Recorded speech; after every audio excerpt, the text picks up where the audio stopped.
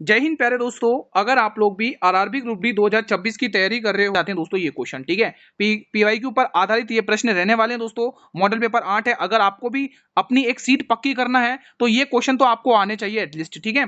पहला प्रश्न आपके स्क्रीन पर है, पादप कोशिका भित्ति का प्राथमिक अवयव क्या है दोस्तों, बताइए। देखो आप सभी को ये जरूर पता है कि साइंस का वेटेज काफी ज्यादा है, ठीक है। तो साइंस के क्वेश्चन अच्छे खासे पूछे जाएंगे और ठीक वैसा ही एग्जाम पैटर्न पर मैंने क्वेश्चन तैयार किए जैसा आपके एग्जाम में आएंगे। बिल्कुल ऐसा ही पैटर्न आएगा आपके एग्जाम में। तो यहाँ पे फर्स्ट का डी ऑप्शन आपको टिक करना है, सेल्यूलोज। नवंबर 2025 में G20 शिखर सम्मेलन 2025 किस देश में आयोजित किया गया है? यह भी इंपॉर्टेंट सा प्रश्न आपकी स्क्रीन पर है। तो यहाँ पे आपको टिक करना है Brazil. Option number A will be the right answer. अगला प्रश्न आपके स्क्रीन पर है, क्वेश्चन नंबर 3 आपकी स्क्रीन पर है, poverty and un British rule of India पुस्तक के लेखक कौन है? दोस्तों ये आज की मतलब स्पेशल क्लास इसलिए है क्योंकि इसमें जो क्वेश्चन मैं लेके आया हूं वो अक्सर ग्रुप डी के एग्जाम में पूछे जाते हैं और आपके एग्जाम में जरूर आएंगे ये प्रश्न, ठीक है। देखते हैं आप लोग कितने प्रश्न सही करोगे, कमेंट बॉक्स में जरूर बताना। तो यहाँ पे दादा भाई नेहरू जी आपको टिक कर लेना है। अगला प्रश्न आपकी स्क्रीन पर है, the God of small thing उपन्यास के लिए बुकर पुरस्कार जीतने वाले पहले भारतीय कौन थे? बहुत ही इंपॉर्टेंट है। देखो ये बहुत पूछा जाता है, the God of small thing के लेखक कौन है, ये बहुत बार पूछा गया दोस्तों रेलवे में और ग्रुप डी में। तो यहाँ पे आपको एक ही नाम याद रखना है, अरुंधति रॉय, ठीक है। C option will be the right answer. अब एक क्वेश्चन मैं आपसे जरूर पूछूंगा, प्लीज आप सभी से रिक्वेस्ट है आंसर जरूर करना। इस पुस्तक के लेखक कौन है? Playing it my way, playing it my way, यहाँ पे ए लिख दो, ठीक है, PLAY, playing it my way. इस पुस्तक के लेखक कौन है? Playing it my way. इस पुस्तक के लेखक कौन है? प्लीज मुझे आंसर बताइए कमेंट बॉक्स के माध्यम से दोस्तों, ठीक है। अगला प्रश्न बताइए, ये प्रश्न बताइए। देखो जो भी क्वेश्चन मैं आपसे पूछ रहा हूं अगर आपको आते हैं तो आप कमेंट में बता सकते हैं मेरे भाई, ठीक है। इससे आपका ही फायदा, आपकी तैयारी होगी अच्छे से। भारतीय संविधान की प्रस्तावना में समाजवादी, पंथ निरपेक्ष और अखंडता जैसे शब्दों को किस संशोधन के तहत जोड़ा गया? अब यहां पर आपको बिल्कुल भी स्किप नहीं करना है, ये चारों के चारों संशोधन बहुत इंपॉर्टेंट है, यहां से एक क्वेश्चन आएगा एग्जाम में। तो 44वें संशोधन के तहत दोस्तों संपत्ति के अधिकार को समाप्त किया गया। पहला पॉइंट तो ये कवर करो, जो आपका संपत्ति का अधिकार है ना, राइट टू प्रॉपर्टी, ठीक है, संपत्ति के अधिकार को समाप्त किया गया दोस्तों और इसको आर्टिकल 370 के ए के तहत लीगल राइट बनाया गया। 86वें संशोधन के तहत क्या हुआ दोस्तों? इसी के तहत शिक्षा के अधिकार को जोड़ा गया, शिक्षा का अधिकार। ये शिक्षा के अधिकार से रिलेटेड है और यहाँ पे एक क्वेश्चन और पूछा जाता है दोस्तों। एक वो क्वेश्चन क्या है वो भी मैं आपको बता देता हूँ, यहाँ पर पूछा जाएगा आप लोगों को, ठीक है। बड़े ध्यान से सुनना, स्किप मत करना। यहाँ पर एक पूछा जाता है कि इसी के संशोधन के तहत 11वां मौलिक कर्तव्य जोड़ा गया। 11वां मौलिक कर्तव्य आपके संविधान संशोधन में के तहत जोड़ा गया दोस्तों, ये आपको ध्यान रखना है। आप सभी को पता है कि जो 10 मौलिक कर्तव्य थे वो 42वें संविधान संशोधन के तहत जोड़े गए थे, लेकिन जो 11वां मौलिक कर्तव्य है वो आपको 86वें संशोधन के तहत याद रखना है। 73वें संशोधन के तहत दोस्तों पंचायत को पंचायती राज का दर्जा दिया गया, संवैधानिक दर्जा, ठीक है। तो ये पंचायत से संबंधित है। मैं पूरी उम्मीद करूंगा कि सारी चीजें क्लियर हुई हैं और इसके हिसाब से आप लोग पहला ऑप्शन टिक कर लो। 42वां संविधान संशोधन आपको टिक करके रखना है 1976 का, ठीक है। क्वेश्चन नंबर 6 बताइए, दिल्ली सल्तनत में दीवान ए अर्ज। दोस्तों इस प्रकार के क्वेश्चन पूछे गए हैं 2025 ग्रुप डी में, ठीक है। ये एक सैन्य विभाग था, इसकी स्थापना किसने की थी? देखो यहां पर आपको ये भी बता दिया क्वेश्चन है कि ये जो दीवान ए अर्ज है ना, ये एक प्रकार का सैन्य विभाग है और इसकी स्थापना गयासुद्दीन बलबन ने की थी, ये आपको ध्यान रखना है। यहां से एक क्वेश्चन पूछता है दोस्तों बलबन से रिलेटेड। वो क्वेश्चन क्या है कि सिजदा और पापोश जैसी प्रथाएं किसने चलाई थी? ये नोट करके रख लो, एग्जाम में पूछेगा। सिजदा और पापोश प्रथाएं, ये 100% पूछता ही है दोस्तों अगर पूछा इससे क्वेश्चन तो, ठीक है। सिजदा और पापोश प्रथाएं इसी ने चलाई थी, ठीक है। बहुत ही क्रूर शासक था ये मेरे भाई बलबन। अगला प्रश्न देखेंगे, गुलाम वंश में दोस्तों आपको 3 महान शासक पढ़ने पड़ते, एक तो कुतुबुद्दीन ऐबक, दूसरा शमसुद्दीन इल्तुतमिश और तीसरा गयासुद्दीन बलबन, ठीक है मेरे भाई। हाइड्रा में मुकुलन को सर्वोत्तम रूप से डैश के रूप में वर्गीकृत किया जाता है मेरे भाई। बहुत ही प्यारा से एक बार फिर से ये क्वेश्चन आपकी स्क्रीन पर है। तो मेरे भाई यहां पर आपको टिक करना अलैंगिक प्रजनन यानी कि असेक्सुअल रिप्रोडक्शन आपको टिक कर लेना है, ठीक है। अगला प्रश्न भी देख लो, योजना आयोग के स्थान पर नीति आयोग की स्थापना किस वर्ष में हुई थी? आप सभी को पता है योजना आयोग का गठन कब हुआ था दोस्तों। अगर मैं योजना आयोग की बात करूं दोस्तों तो 1950 में इसका गठन हुआ था। उसके बाद दोस्तों इसकी जगह कौन आया था दोस्तों बताइए? तो इसकी जगह नीति आयोग आया था और इसकी स्थापना 1 जनवरी 2015 में हुई थी। अब नीति आयोग के दोस्तों अध्यक्ष रहेंगे वर्तमान में PM रहेंगे। अब आपको वर्तमान में PM कौन है आप सभी को पता ही है, ठीक है। अब ये एक इंपॉर्टेंट क्वेश्चन है, यहां पर बिल्कुल स्किप नहीं करना, ध्यान से सुनना है।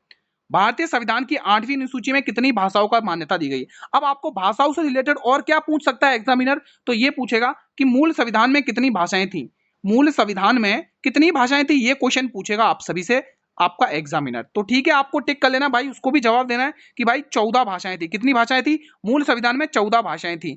अब वर्तमान में कितनी है मेरे भाई? वर्तमान में 22 भाषाएं। कितनी है? अब यहीं पर मैं एक क्वेश्चन और लिख देता हूं, वर्तमान में कितनी है गुरु? वर्तमान में अगर आपको पूछेगा तो आपको टिक कर लेना गुरु, वर्तमान में 22 भाषाएं।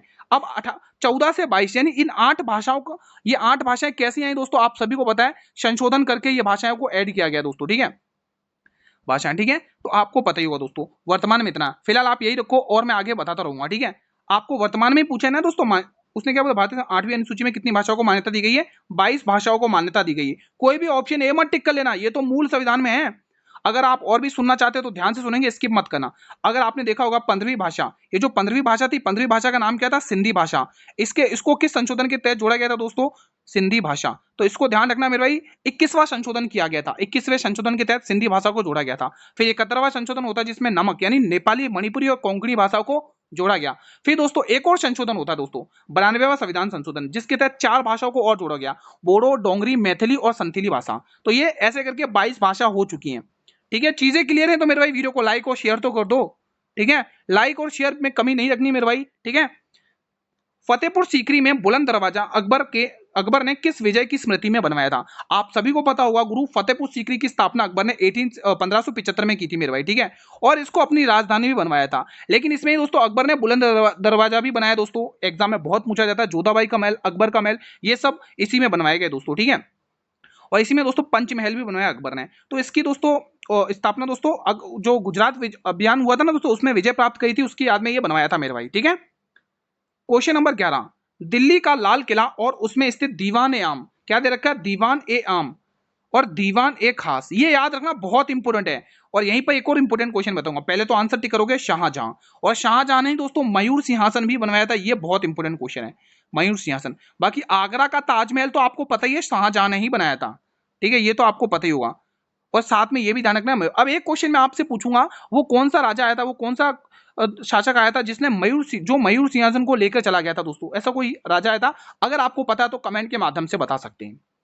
क्वेश्चन नंबर 12, एक विक्रेता ने 1 रुपए में 12 टॉफियां बेची हैं, ऐसा करने से उसे 20% की हानि हुई है, यानी कि 20% का लॉस हुआ उसे। तो 20% का प्रॉफिट कमाने के लिए उसे 1 रुपए में मेरे भाई कितनी चॉकलेटें बेचनी चाहिए? मैंने हमेशा बताया इस प्रकार के क्वेश्चंस को करने का, हमेशा रुपए में वस्तुओं का भाग देना आप लोगों को जब भी ऐसे क्वेश्चन आते हैं।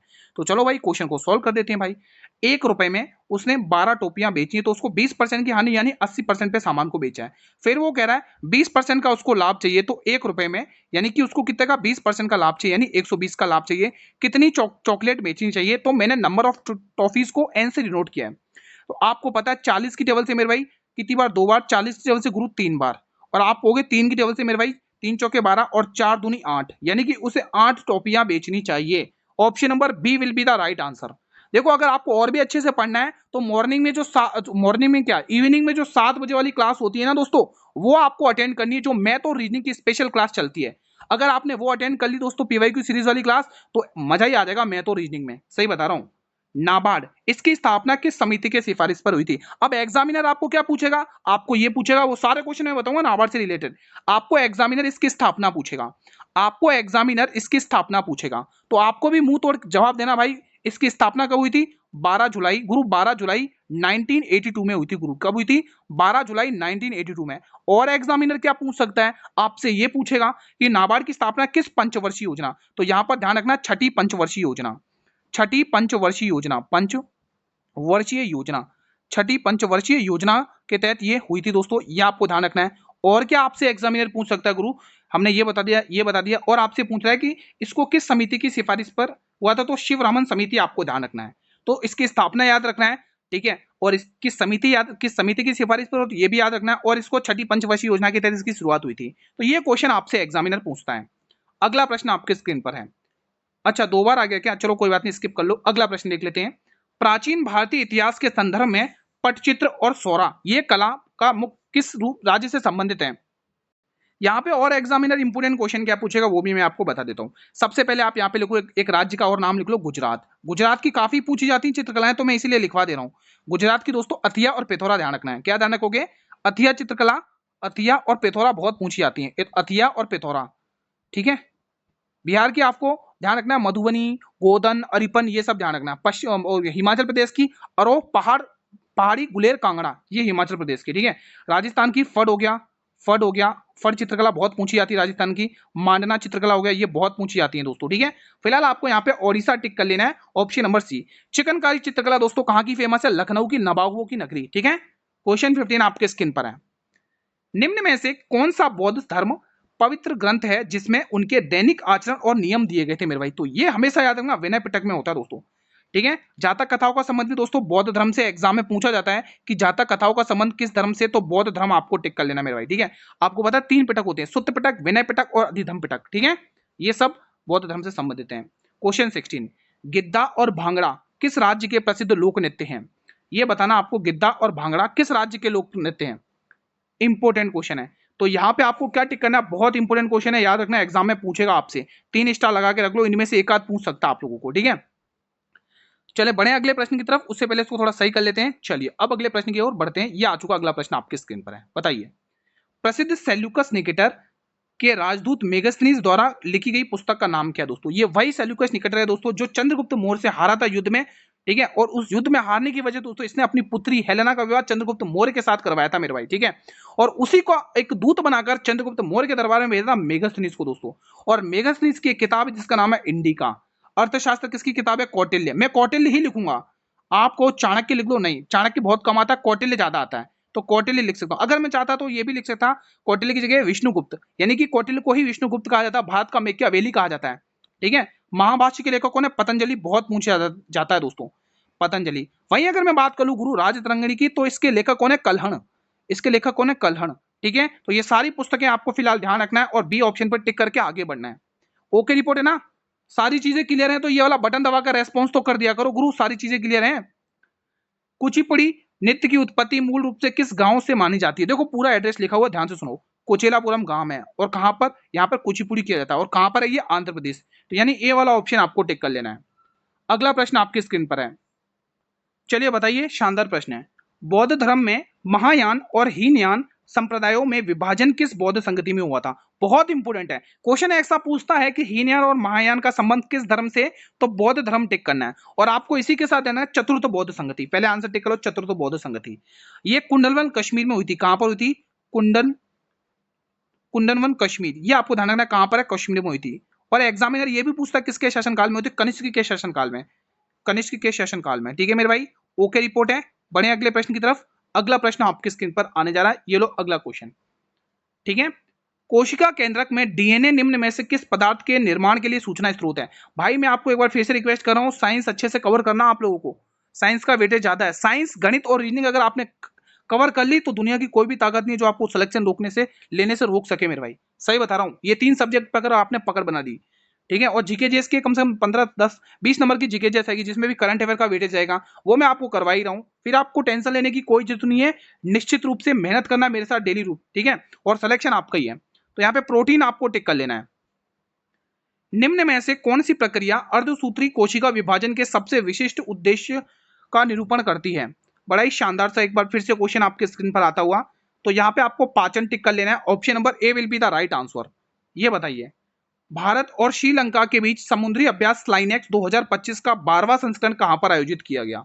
शानदार क्वेश्चन है, बहुत बार ये इंपॉर्टेंट क्वेश्चन है, देखो ये हर एग्जाम में पूछा गया फिलहाल। तो यहाँ पे कोलंबो टिक कर लेना दोस्तों, ऑप्शन नंबर सी। अगला प्रश्न, संयुक्त राष्ट्र जलवायु परिवर्तन सम्मेलन COP28 का आयोजन किस देश में किया गया? ये भी बहुत इंपॉर्टेंट प्रश्न है, ठीक है, स्टार लगा देता हूं यहाँ पे। तो यहाँ पे आपको संयुक्त अरब अमीरत आपको टिक कर लेना है, ठीक है। अगला प्रश्न भी देख लो, क्वेश्चन नंबर 24 बताइए, प्राचीन भारत का प्रसिद्ध राजराजेश्वर मंदिर किस शैली का एक उत्कृष्ट उदाहरण है? बहुत इंपोर्टेंट है भाई, बताइए। तो आप सभी को टिक करना है दक्षिण शैली, दक्षिण क्या, माफी चाहूंगा, द्रविड़ शैली आपको टिक करना है, ठीक है। अगला प्रश्न, ओणम के अवसर पर, मतलब ओणम के अवसर पर की जाने वाली प्रसिद्ध नौका दौड़, ये जो नौका दौड़ है ये किस राज्य में होती है? ये जो नौका दौड़ है मेरे भाई ये किस राज्य में होती है बताएंगे आप लोग? तो ये केरल राज्य में होती है। यहाँ पर आपको बी वाला ऑप्शन टिक कर लेना मेरे भाई, ठीक है, एग्जाम में बहुत पूछी जाती है।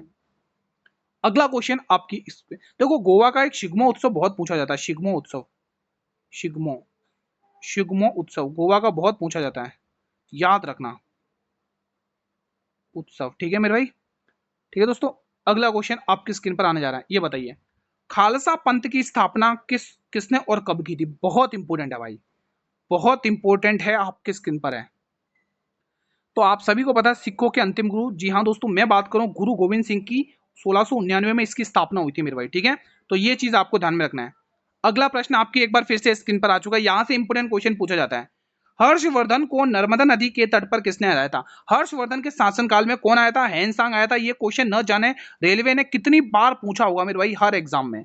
तो हर्षवर्धन के शासनकाल में कौन आया था? हैंसांग आया था। हर्षवर्धन के 3 नाटक किस किस को पता है बताइए? हर्षवर्धन के 3 नाटक किस किस को पता है बताइए दोस्तों? फर्स्ट है प्रियदर्शिका। फर्स्ट क्या है मेरे भाई? प्रियदर्शिका। अच्छे से याद कर सकते हैं अगर आप रिवीजन करना चाहें तो प्रियदर्शिका, ठीक है। दूसरा है नागानंद, नागानंद, नागानंद, ठीक है। और तीसरा है दोस्तों, तीसरा कौन सा है? एक और है रत्नावली और एकलो रत्नावली, ठीक है। ये 3 नाटक हर्षवर्धन के आपको याद रखना है, ठीक है। और हर्षवर्धन को नर्मदा नदी के तट पर, देखो नदी नदी का नाम पूछा जाता है, ध्यान रखना नर्मदा नदी है। और किसने हराया था? पुलकेशिन दत्त ने हराया था, ये आपको ध्यान रखना है मेरे भाई, ठीक है। वर्धन वंश के राजा थे ये लोग। क्वेश्चन 28, भारतीय राष्ट्र कांग्रेस के किस अधिवेशन में महात्मा गांधी जी ने एकमात्र अध्यक्षता की थी? अब ये चारों ही अधिवेशन बहुत इंपॉर्टेंट है। यहाँ पर किसने अध्यक्षता की थी मेरे भाई? पहले तो ये बताओ। यहाँ पर पूर्ण स्वराज की मांग की गई थी, और स्वराज, ठीक है। और यहाँ पर पीटी नेहरू ने अध्यक्षता की थी। किसने? पीटी नेहरू, आपको ध्यान रखना पंडित जवाहरलाल नेहरू, ठीक है। बहुत इंपॉर्टेंट क्वेश्चन पूछता है। कराची अधिवेशन सरदार वल्लभ भाई पटेल ने की थी, यहाँ की अध्यक्षता सरदार वल्लभ भाई पटेल। वल्लभ भाई पटेल लिख दूं शॉर्टकट में, आप याद रख लेना, ठीक है। वल्लभ भाई पटेल लिख देता हूँ, वल्लभ भाई पटेल, ठीक है। वल्लभ भाई पटेल, ये आपको नाम याद रखना मेरा भाई। और आपको ध्यान रखना है इसका आंसर बेलगांव अधिवेशन होगा 1924 का, कर्नाटक में है ये, ठीक है, जहां पर गांधी जी ने भाग लिया था। अब आपको पूछा है दी गई श्रृंखला में प्रश्न चिन्ह के स्थान पर क्या है? मतलब कि नंबर सीरीज की कुछ ऐसी सीरीज होती है जो देखते ही माइंड में स्ट्राइक कर जाती है, तो आप इजीली कह लो गुरु ये इसका आधा है, फिर आगे ये इसका आधा नहीं है, इसमें 2+ किया गया। फिर आप कहोगे गुरु ये इसका वापस आधा है, आधा है, फिर आप कहोगे गुरु ये इसमें वापस 2+ किया। अब इस 28 का आधा कितना है? फिर आंसर आ चुका है ना, कोई दिक्कत तो नहीं है। अगला सवाल भी देख लो, अगले लगे हाथ। क्वेश्चन 30, उसने कहा है प्लस का अर्थ है गुणा, मतलब प्लस का अर्थ है भाग, गुणा का अर्थ है जोड़, और माइनस का अर्थ है गुणा, और भाग का अर्थ है घटाओ। तो दी गई श्रृंखला में प्रश्न चिन्ह के स्थान पर क्या है? कोई बात नहीं, सोल्व कर देते हैं। तो पहले आ रहा है अपने सामने गुणा, और गुणा का अर्थ क्या बताया उसने? गुणा का अर्थ है माइनस, लगा दो माइनस, ठीक है। गुणा का अर्थ है माइनस, ठीक है। और माइनस का अर्थ क्या बताया उसने? कुछ है क्या? माइनस का अर्थ बताया क्या उसने? गुणा का अर्थ है माइनस, और नहीं नहीं नहीं नहीं, रुको रुको, प्लस का अर्थ है गुणा, भाग, और गुणा का अर्थ है माइनस, माइनस का अर्थ है गुणा। यहाँ कुछ मिस्टेक हुआ है क्या? अच्छा, माइनस का अर्थ यहाँ पे गुणा दे तो रखा है, क्यों दिक्कत लग रही है, ठीक है। और भाग का अर्थ क्या बताया उसने? भाग का अर्थ है घटाओ, घटा लिया। और प्लस का अर्थ उसने भाग दे रखा है। ये तो कुछ विचित्र ही आंसर निकल रहा है, एक बार चेक करते हैं क्या आंसर आ रहा है। तो सबसे पहले अगर अपन देखेंगे तो यहाँ पर 25 एज इट इज, ये 10 दूनी 50, ऐसा कैसा ही, ठीक है, माइनस 5/2, ये कुछ ऐसा दिख रहा है, यही बन रहा है क्या? कुछ और लॉजिक बन रहा है? करके देखें एक बार और, ट्राई करते एक बार फिर से सही करके, कहीं मिस्टेक तो नहीं करी अपन ने पढ़ने में, एक बार और चेक कर लेते, कोई दिक्कत नहीं है। चलो लिखते हैं 25 एज इट इज। गुणा का अर्थ देखो, गुणा का अर्थ है जोड़, उसने जोड़ दे रखा तो जोड़ कर दो। फिर कह रहा माइनस, माइनस का अर्थ है गुणा, लगा दो गुणा। फिर वो कह रहा भाग, भाग का अर्थ है घटाना, भाग का अर्थ है घटाना। फिर वो कह रहा प्लस, प्लस का अर्थ है डिवाइड, प्लस का अर्थ है डिवाइड, तो अपने डिवाइड कर लिया। तो ये दिख रहा है वैल्यू क्या? 5/2, ये 5/2 माइनस 10×5 = 50 प्लस 25, ये सीन है, ठीक है। यही आंसर आ रहा है ना। अगर आप और सॉल्व करोगे तो भले आप आगे और सॉल्व भी कर सकते हैं। अगर आप इनका एलसीएम लेके करेंगे, यहाँ पर 1 मान लो, ठीक है, तो एलसीएम आएगा 2, यानी कि 25 प्लस 50 माइनस 5 कितना होगा? 45। में डायरेक्ट लिख रहा हूँ 45, ठीक है। तो ये कंडीशन आ रही है। आगे अपन और देखें, 45 प्लस, या अगले पेज पर लिख देता हूँ, 25 प्लस 45/2, ठीक है। तो ये 25, 45 में कितना जोड़ना? 5 जोड़ो, 50, 60, 70 होगा ना। 45 में 5 ले लो इधर, 50, 60, 70, 70/2, यानी कि 30 आंसर आ रहा है। आधा इसका 35 आंसर है, 35 बन रहा है हमारा आंसर। आप लोगों को क्या बन रहा है? आप लोग मुझे कमेंट के माध्यम से रेस्पॉन्स कर सकते हो। तब तक अगला प्रश्न आपकी स्क्रीन पर है, ये बताइए मटर का पौधा अन्य पौधों पर चढ़ने के लिए किस संरचना का उपयोग करता है? बहुत इंपोर्टेंट है, चलिए बताइए, बहुत ही इंपोर्टेंट प्रश्न आपकी स्क्रीन पर है, सभी स्टूडेंट को बताना है। तो प्रतान का प्रयोग करता है, ऑप्शन नंबर बी। अगला प्रश्न ये बताइए पौधों में निषेचन के बाद बीजांड किस विकसित होकर निम्न में से क्या बनाता है? बहुत ही शानदार प्रश्न है। तो ये बनाता है गुरु, क्या बनाता है? बीज बनाता है। Option number B will be the right answer. ये सॉल्व करेंगे, इंपोर्टेंट है। ए और बी मिलकर किसी कार को 12 दिन में, बी और सी मिलकर उसी कार को 15 दिन में, और सी और ए मिलाकर उसको 20 दिन में। तो ए अकेले उस काम को कितने दिन में करेगा? अब यहाँ को इसको करने का एक शानदार तरीका बताऊंगा। कभी भी आप दोस्तों जब भी ऐसा क्वेश्चन आए तो आपको करना क्या, वो ध्यान से सुनो। बी और सी, उसके बाद सी प्लस ए। अब यहाँ पे ध्यान से सुनो, हाँ, ए और बी, ए और बी सी ये 12 दिन में कर सकता है। रुको रुको रुको रुको रुको रुको, एक मिनट, एक मिनट, कहाँ से कर दिया गलती, हाँ यहाँ तक ठीक है, हाँ ठीक है। तो ये बी और सी मिलकर इस काम को कितने दिन में कर रहे हैं? 12 दिन में। हाँ, तो यहाँ पर देखेंगे अपन, ये इसको 12 दिन में कर रहा है, और ये बी और सी मिलकर 15 दिन में, और सी और ए मिलकर 20 दिन में। देखो इसको करने का एक शॉर्ट तरीका बताऊंगा, ध्यान से सुनना आप लोगों को, एक एक स्टेप को ध्यान से देखना दोस्तों, ठीक है, कैसे कर रहा हूँ मैं। तो इनसे कटने वाला एक नंबर ले लो, हमने एक एलसीएम ले लिया इनका 60, तो ए और बी मिलाकर 5 दिन में कर रहे हैं, ठीक है। बी और सी 15 चौके 60 और 20 तिया 60। अब देखो दोस्तों, ये काम है ना, इस काम का आपको दोगुना लेना है। इससे पहले मैं दोगुना ही लिखता, सही रहता है यार, है ना। एक काम करो, रुको, इसका मैं दोगुना लिखता हूँ डायरेक्ट ही। देखो वैसे एलसीएम 60 है, लेकिन 60 का मैं 120 लिखूंगा ताकि आप पॉइंट में ना फंसो, ठीक है। ये आएगा इसकी क्षमता 10, और ये 15 8 120 और 20 छक्के 120। अब यहाँ पे देखो 10 और 8 18, देखो 8 और 14 यानी 24 आ रही है इनकी क्षमता। टोटल कितनी हो रही है? दोनों की क्षमता मिला के 24 हो रही है ना। 8 और 5 14, 14 और 10 24, ठीक है। अब देखिएगा दोस्तों ध्यान से, अगले पेज पर करेंगे हम इसको, अगले पेज पर हम सॉल्व करेंगे आगे। अगले पेज पर सॉल्व करते हैं। देखो दोस्तों, तीनों की मिला के ए प्लस बी प्लस सी, देखो तीनों की मिला के क्षमता कितनी आ रही है? 24 आ रही है। अब मैंने ये ऐसा क्यों लिया, आप यहाँ पर देखो दोस्तों, यहाँ पर ए भी 2 बार है, यहाँ पर बी भी 2 बार है, सी भी 2 बार है, तो मैंने इनको कॉमन ले लिया, कॉमन ले लिया दोस्तों। तो कॉमन लेने के बाद दोस्तों यहाँ पे मैंने इनमें से 2 है ना, तो ये कॉमन ले लिया। अब यहाँ पर देखो 12, तो दोनों की तीनों की मिला के कितनी क्षमता आई? ए प्लस बी प्लस सी, तीनों की मिलाकर क्षमता 12 आ रही है ना, कोई दिक्कत नहीं है ना, शानदार है। अब देखो आगे क्या करना है। उसने पूछा किसके बारे में? ए के बारे में पूछा। ए है कहाँ पर? हम सी और ए का ले लो, चाहे बी और ए का ले लो, सी और ए का ले लेते हैं। ए के बारे में पूछा, बी और सी का देख लो, बी और सी का ये रहा, बी और सी की मिला के क्षमता कितनी? 8 है ना। अगर वो क्षमता उठाकर आप यहाँ पे 8 रख देते हो और तीनों की मिलाकर 12 है, तो आप कह सकते हो ए की क्षमता 4 है और टोटल काम 120 है, और 4 से भाग करके देख लो, 30 चौके 120, आंसर आएगा 30, आंसर आएगा 30। है क्या ऑप्शन में 30? हाँ, पहले वाले ऑप्शन में बिल्कुल है, ठीक है। शानदार क्वेश्चन था, अल्टीमेट लेवल का क्वेश्चन था भाई, ठीक है। ये क्लास का क्वेश्चन नंबर 34 आपके स्क्रीन पर है। दो संख्याओं का अनुपात 5 और 7 है, इसमें प्रत्येक में 6 जोड़ने पर ये हो रहा है। अंतर हमेशा बराबर होता है, ऐसे केस में ध्यान रखना, ऐसे केस में हमेशा अंतर बराबर करना पड़ता है। अगर अंतर बराबर नहीं है तो करो, ठीक है। इनका अंतर कितने का आ रहा है? 2 का अंतर आ रहा है, इनके अंतर कितने का आ रहा है? 1 का। इसको बराबर करने के लिए हमें इसमें 2 का गुणा करना पड़ेगा, तो इसको भी 2 से गुणा करना पड़ेगा, इसको भी 2 से। तो अब ये कितना आएगा? 3 दूनी 6 और 4 दूनी 8। अब देखो 5 से 6 हो रहा है प्लस 1 हो रहा है, 7 से 8 और प्लस 1 जुड़ा है, लेकिन वो कह रहा है 6, तो इसका मान 6 यानी 6 गुना। उसने क्या पूछा? बड़ी संख्या, बड़ी संख्या 7 छंग 42, यानी ऑप्शन नंबर ए। इसको आपको बड़ी संख्या से मल्टीप्लाई करना है ना, तभी तो पूछा आएगा ना आपका बड़ी संख्या। ये एक और क्वेश्चन आपके स्क्रीन पर है। प्रधानमंत्री मोदी ने किस राज्य या केंद्र शासित प्रदेश में काजीरंगा एलिवेटेड कॉरिडोर परियोजना का शिलान्यास किया है? इजी क्वेश्चन है, कोई दिक्कत नहीं, ए ऑप्शन आपको टिक करना है। और इसी के साथ आज का सेशन मैं यहीं पर वाइंड अप करता हूं। कैसा रहा आप लोग का रिवीजन, मुझे इस कमेंट के माध्यम से रेस्पॉन्स करेंगे मेरे भाई।